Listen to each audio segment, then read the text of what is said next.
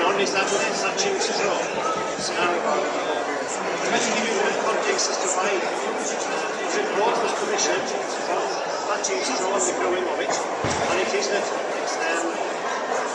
was for better organic business links from Organic Centre Wales who commissioned this report, mainly because there aren't as many options open to say to the organic producer as there would be to a conventional farmer. And it so happens that thatching straw needs to be grown on ground that is not, say, with too much fertility in it. And the more fertility that there is in the ground, although you might have a stonking great crop of straw, it is not as resilient, it's not as robust, it is not as able to withstand diseases and funguses and so on, as is the straw that is grown in poorer, on lower fertility ground. And it was possible that for once it might be possible to grow a crop. The organic farmer might have another option of another grain crop that he could grow, or another cereal crop that he could grow that would suit his farming system. The major difference between growing thatching straw and growing other types of cereals, of course, is that your main output, your main yield from this crop is the straw and not the grain, which is, it asks for a different mindset, so to speak. So, here we are, this is what we're aiming to achieve, and how picturesque is that? Now, here we are, this is where the difference between straw grown, we say conventionally, and straw grown on this ground of poor fertility shows, in that the straw put on this cottage roof, you would like to think it's going to be there, and you won't need any repair work whatsoever for at least 15 years. The drier the country, or the drier part of the country, the longer it will remain on that roof without any rot whatsoever. Now, it's important therefore that the straw that is used there will last, and it is the straw that's grown in this poorer, or this lower, lower fertility ground that has the resilience and the durability. Of course, this is where it begins, and I chose this photo for various reasons. You can see that it is being grown in a lower fertility situation. There are weeds in there. You can see that weeds don't usually cope very well when they're grown conventionally and having to compete with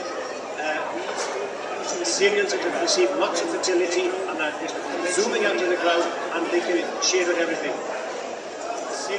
Therefore, we don't have a great deal of fertility in this sort of growing this crop, hence the weeds. We've also got this lady with her back toward us. You could argue that maybe that straw is up to her shoulders. That's another thing that we have to consider. She's probably sitting or I don't know. But the straw must also be tall. And again, this is so different to the conventional approach to growing a cereal crop for grain. It must be that the straw has to be a minimum of getting on for 3 feet long for it to be considered any value or thatching. So how is the straw produced? I suppose we need to make the point that the majority of thatching straw is wheat. Wheat is the thatching straw choice. It's been more difficult to source thatching straw, wheat thatching straw late, because there's been more focus upon growing grain rather than the straw. Hence, there is now more triticale being grown. As it says here, it's a hybrid of wheat and rye. It has the benefit of growing a tall, strong straw, but it's also very resilient and hardy crop to grow. Now, you will see on many a roof nowadays a lot of watering being used. There are various reasons for that. There might be some houses that traditionally were thatched with watering. From the Norfolk region, as you can imagine, the east of the country, where you have these great broads, these great areas where rivers are flowing, creating these banks, and then they're being populated by the watering in those areas. That is That is where you'd expect to see water-reed on the roof. But for the rest of the country where water-reed is not available, then wheat would have been the first choice for the Thatcher.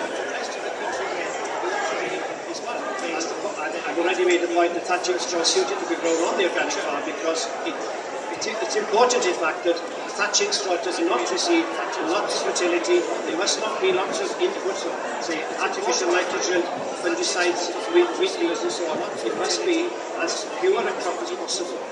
Artificial nitrogen, fungicides, weed killers and so on. It must be because we saw that girl, that lady sitting in the straw was up to her shoulders. The straw needs to be a minimum of 30 inches long for threshing.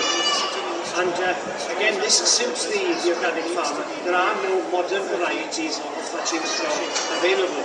Now, most of today's wheat varieties are bred by plant breeders to respond to fertility, to respond to high inputs. So they will grow you a fantastic crop of grains if you throw lots of fertilizer at it, lots of weed killer and fungicides, etc. Whereas the ancient, the more traditional varieties, they grow perfectly well in relatively low fertility situations, and therefore they don't need to be protected from funguses and so on. Because these are ancient varieties, there might be one left on the national seeds list. All of the other varieties are transferred between patches, between growers by some mutual understanding. It's not legal to sell some of these seeds anymore. They have to be given, they have to be sold, you say as feed, they have to be sold some of these seeds. It's a rather peculiar way of distributing these seeds so that we can continue to grow these old varieties of wheat.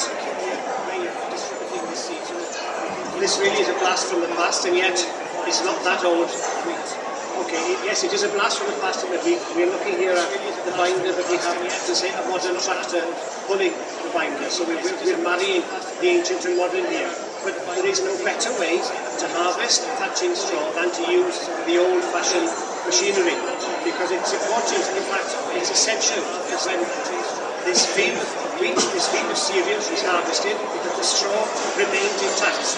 Now, if everybody wants to combine harvester, it mashes everything. It all goes through the elevators and the concave and so on, and it all comes out all in a tussle, and it'll have been bent and broken and what have you. But the binder cuts it ground level, it falls onto this table here, and it is then bound into a sheet, and it is dropped onto the ground, and it remains in its original length. This is also interesting in that normally you'd expect to be harvesting your straw, harvesting this cereal crop when the grain was ripe. But harvesting your main crop is not the grain, but the straw. It is essential that you focus on getting the straw right and not the grain.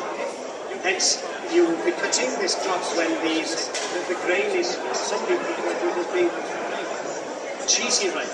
Now, some people refer to cereal in this state as being rough ripe, in that apparently the wood pigeons and the jackdaws and what have you, the birds that feed off the cereal, they know when the grain is at its best, and that is when they come and begin feeding on a field of grain. So it's before the grain is ripe, and this field be cutting on the plantation. It is so essential to do that, when this grain ripens in the field, you end up with a straw that is of the right length, but also it has the right durability and resilience. A thatcher, when selecting his straw, will grab the bundle of maybe a dozen straws, and he will twist them. And they must twist and not snap. If the person throwing this crop had cut the straw when it was grain right, then you could literally snap the straw. So the purpose of growing this crop of grain is to have material that can be used on the roof, which is resilient and has the qualities that I already mentioned. Hence, cutting it early. Could be almost a medieval scene, not really medieval, but it's obviously predates the combine harvester, but even today, this is how a crop of thatching straw will have to be grown, will have to be treated, will have to be dealt with. Hence the cutting with the binder, the stacking of the sheaves, and then the field lightening. And when the grower has determined that the straw is ripe enough, it will then be gathered into a barn. There are various ways and means of gathering these sheaves. They don't all have to be thrown by hand onto a trailer. It is possible to lay them. And one grower described to me that when he is harvesting his sheaves, he will lay them on the ground. Head would lay the next sheaf, and head is harvesting his sheaves. Come along with an ancient big round baler. You can loosely bale these and gather them together in a loosely created rounding there, and then you can handle them with the front end load. So it is possible to marry the old with the new. There is now modern technology that you are able to use to harvest the sheaves. We've already seen the photograph, we've seen the picture of the binder at work. Some farmers, there are the Arable farmers that are growing maybe 200 acres or more of thatching straw. But you can imagine the logistics of trying to harvest at the right stage the amount of acreage when it is so dependent on both machinery and manpower stage. They have to be, you can say that some compromises that haven't been made, and it's possible nowadays to use the straw as a straw. Now this is some kind of a device sitting at the front of the combine harvester, which almost vacuums the grains off the straw, which then means that you then have a crop of standing straw. You don't worry about the grain anymore, so you can literally just cut into it with the mower, you're retaining the length, and then you can you probably would have to use a binder, but it does simplify the process so that you've already harvested the grain. And that would be the method used by some of the larger growers.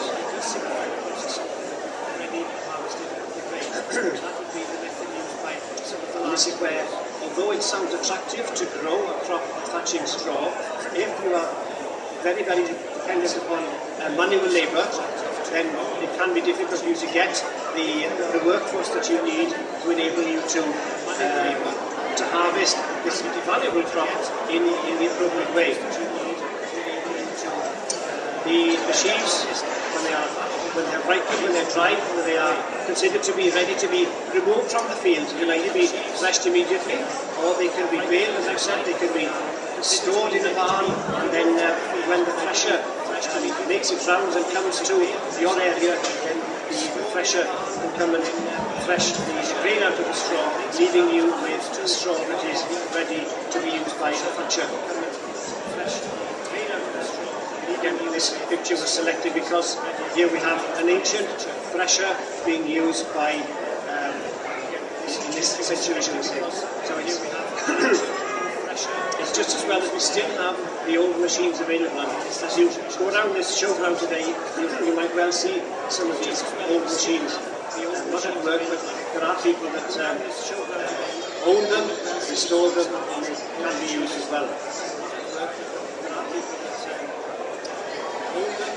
You might remember the first photograph that I showed was of a modest cottage with a thatched roof.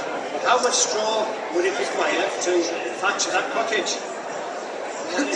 Well, if you're not familiar with hectares, then 1 hectare is nigh on 2.5 acres. So you need the straw of 2.5 acres to thatch one modest cottage. So that 2.5 acres and 1 hectare can yield approximately 4 tons of combed straw. Now, the combed straw is straw that has gone through the threshing process, but it's also passed over a comb which is literally combed out the flag leaf and any weeds that might be there. So you're left with a fairly pure sample of straw, which means that when the thatcher comes to use this, he has effectively just straw and very little waste material. This would be the type of straw that those that are using the Devil's Reed method of thatching would use. There is another method where you don't have to use the comb. That would be the long straw method. and there the thatching will just gather together upon the roof, regardless of what it held, and that will be stuffed into the roof. And I suppose the long straw method predates all of it. What might anyone hear here?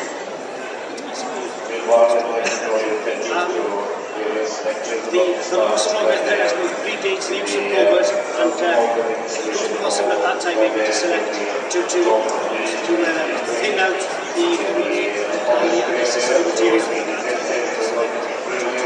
So I spoke to two Welsh thatchers. There are others, but these are members of the National Society of Plaster Thatchers, and one of them is sourcing his straw from the West Country, but he would be prepared to buy Welsh thatching straw if it were available.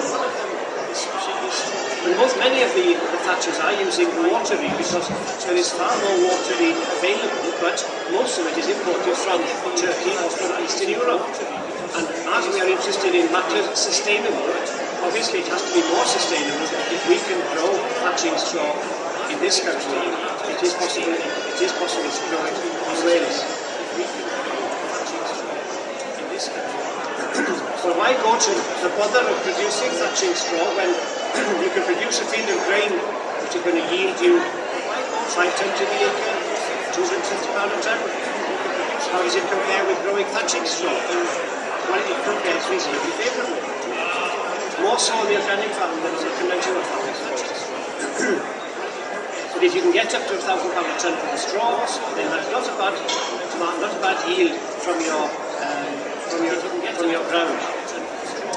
Now, I haven't mentioned here, oh yes I have, for the last point mentioned that there would be some artisan bakers that would be very interested in buying the grain from some of these ancient varieties because they believe that they get a better quality, better tasting grain from the older varieties of wheat.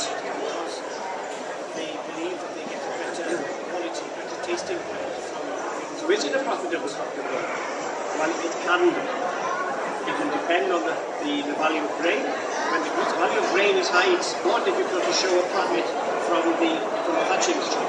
However, for an organic farmer who is looking for another cereal to put into his rotation, because the thatching crop doesn't require as much fertility as maybe the crop that he's growing for grain, he could possibly bring in a second or a third cereal, and that would be his thatching crop. And if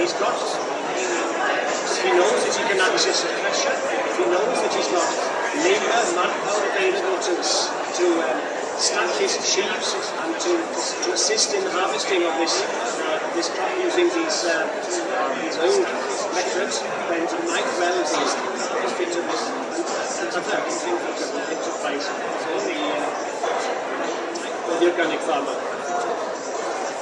There we are, we've come to the end.